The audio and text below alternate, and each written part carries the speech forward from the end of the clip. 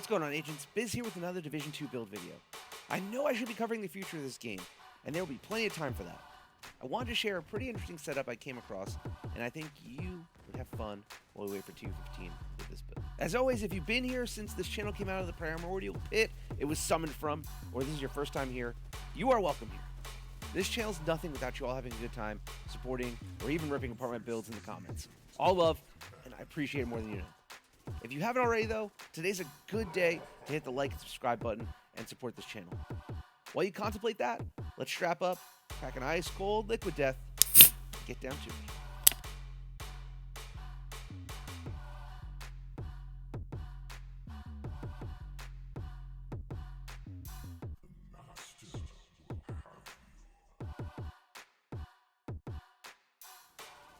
Okay, so some of my time off gave me some time to have fun in the Division universe. Shocker.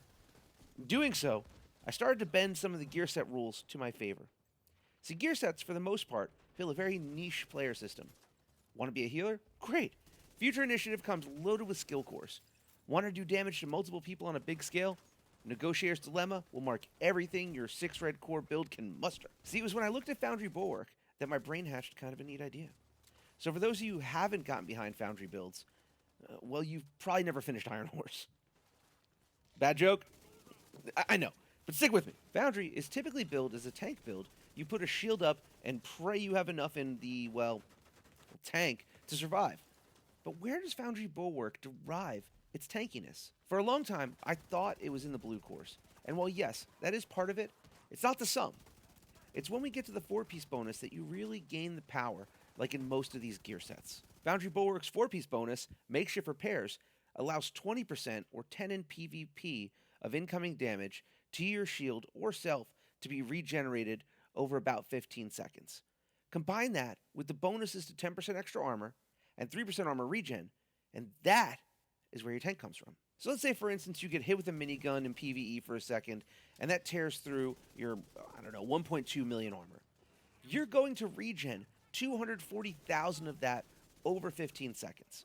And that's not including the bonuses to armor regen you get as well. So with this setup, you don't necessarily need blue cores in order to be tanky.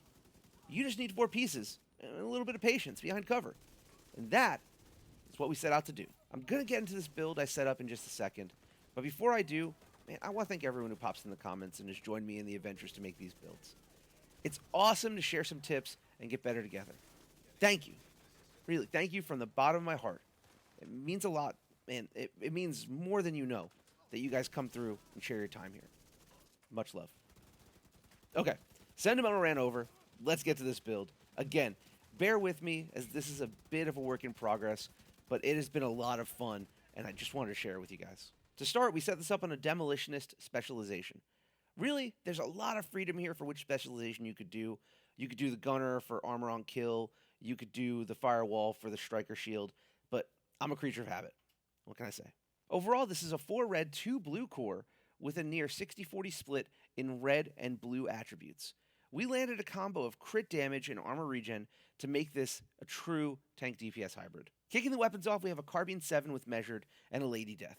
I went Lady Death not just to add more damage, but also to use Breathe Free to allow me to move faster in the front line. As I'll be taking damage to get health back, I'm going to be running around like a madman.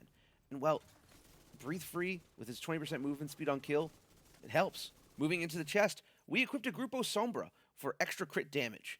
This chest does have Unbreakable on it, which is this build's reserve shoot.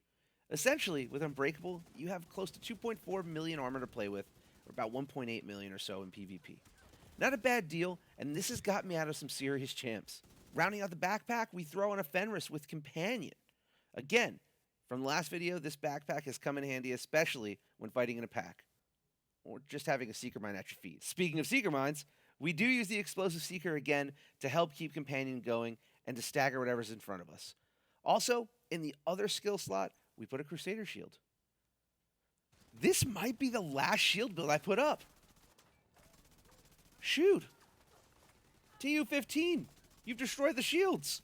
Man, a moment of silence to remember our friend, and to some of you may consider a crutch, the shield build.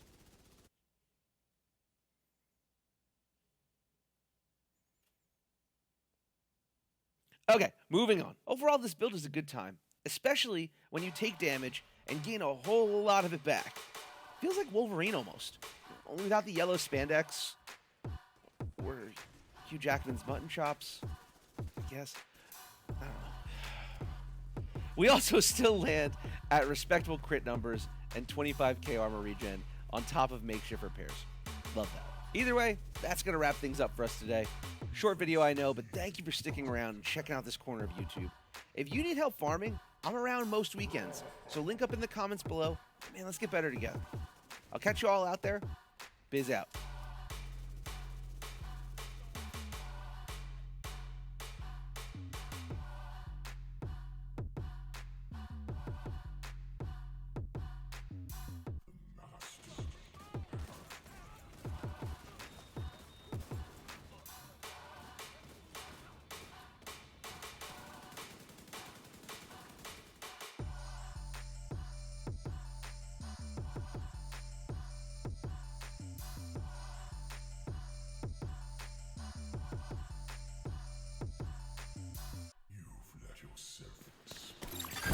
A nearby agent has gone rogue.